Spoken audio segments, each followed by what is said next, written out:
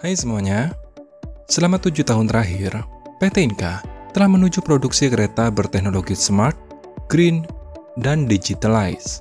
Momentum tersebut dimulai pada rentang waktu tahun 2016 hingga 2023, ya sampai saat ini, di mana produk kereta api PT Inka telah menggunakan material aluminium karbodi yang diaplikasikan pada produk KRL, like rail transit di Sumatera Selatan maupun Jabodebek.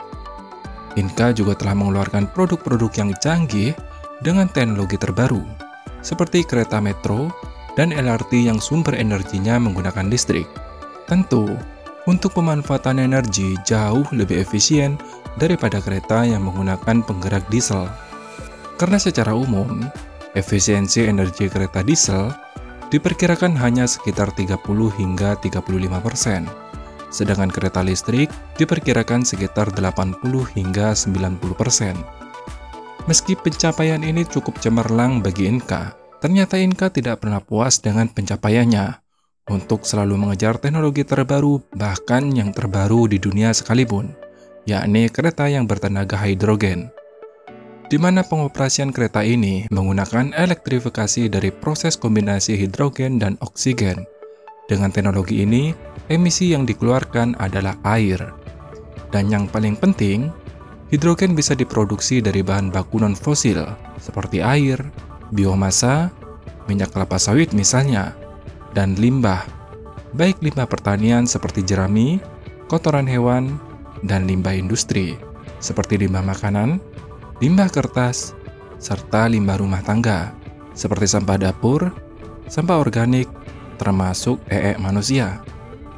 Sedangkan untuk energi pendukung bisa menggunakan dari sumber-sumber energi yang berkelanjutan, seperti energi angin dan matahari. Kehadiran kereta hidrogen dapat menjadi bagian dari pembangunan sektor transportasi yang berkelanjutan bagi Indonesia nanti.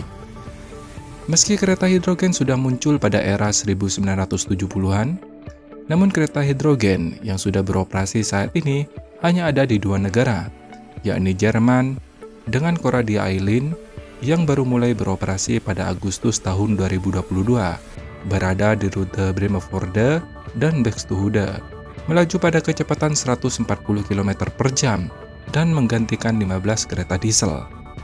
Yang kedua ada CRRC Green Hybrid yang baru rilis pada bulan Juni 2023. Kereta ini bisa melaju hingga kecepatan 160 km per jam dan merupakan kereta hidrogen tercepat di dunia saat ini.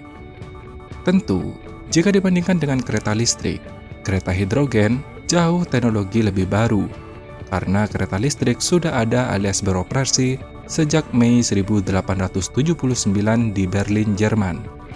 Bahkan saking seriusnya Inka dengan teknologi hidrogen ini, Inka telah melakukan kunjungan ke Jerman sejak tahun 2019 untuk mempelajari cara kerja atau sistem yang ada pada kereta hidrogen ini. Pemerintah Indonesia sendiri kala itu juga berencana membeli kereta hidrogen dari pabrikan Alstom ini. Dalam sebuah pertemuan di Berlin, PT KAI menyerahkan MOU kepada Alstom Jerman jelang kunjungan mereka ke Indonesia. Selain Indonesia, ternyata sejumlah negara lain juga berminat mengadakan kereta hidrogen untuk menggeser kereta bermesin konvensional. Negara-negara itu adalah Austria, Inggris, Belanda, Denmark, Norwegia, Italia, dan Kanada. Tapi yang menjadi masalah, kala itu kereta hidrogen masih dalam tahap pengembangan. Nah, apakah Inka berdiam diri hanya menunggu dan hanya berharap dari Jerman?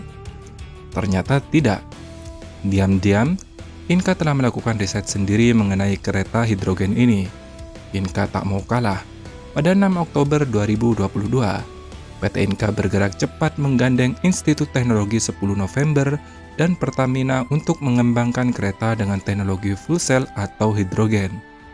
Pengembangan fuel cell sendiri tidaklah mudah karena bersifat multidisiplin keilmuan, sehingga tidak mungkin bisa dilakukan sendiri, seperti teknik fisika, teknik material dan metalurgi, teknik kimia, dan lain-lain. Maka dari itu, dibutuhkanlah sejumlah peneliti dalam bidang-bidang tersebut. Beberapa dosen ITS yang turut terlibat diantaranya adalah Sutarsis ST MSc PhD, Fadilatul Taufani ST PhD, Dr. Lukman Nurrohim, Dr. Ruri Agung Wahyuno, dan beberapa peneliti lainnya. Nah, hasilnya apa? Sekarang kita akan berbicara hasil. Meski agak lucu, tapi seenggaknya Inka sudah berusaha dan tidak berpangku tangan. Hasil penelitian tersebut menghasilkan jenis kereta hibrid. Saat ini kereta ini masih berfungsi sebagai kereta trainer, atau lebih tepatnya, kereta trainer hybrid untuk Politeknik Negeri Madiun. Dipelopori oleh Balai Riset dan Inovasi Nasional atau BRIN, serta 9 perguruan tinggi, salah satunya Institut Teknologi Bandung, yang diwakili oleh Profesor Dr. Insinyur Tata Cipta Dirgantara, yang sekarang juga menjabat sebagai Kepala Riset Kereta Cepat Merah Putih.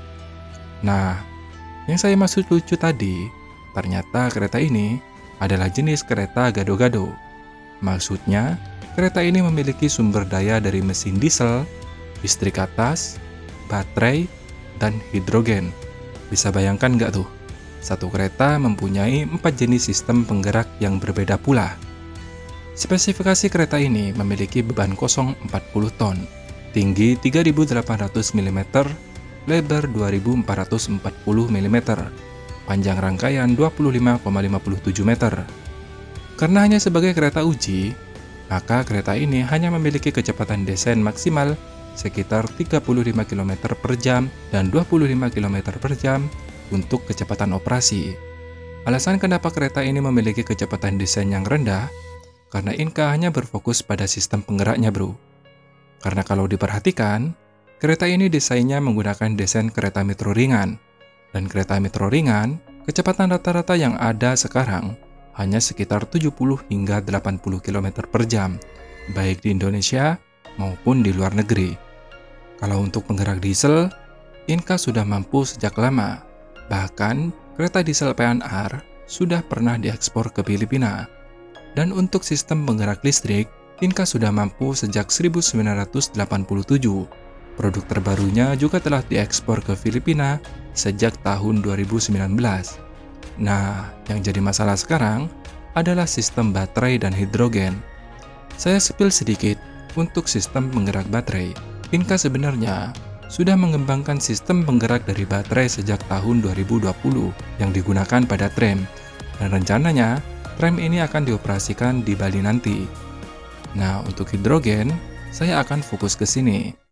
Selain bekerja sama dengan perguruan tinggi dan lembaga-lembaga yang terkait di dalam negeri, ternyata Inka juga bekerja sama dengan perusahaan asing.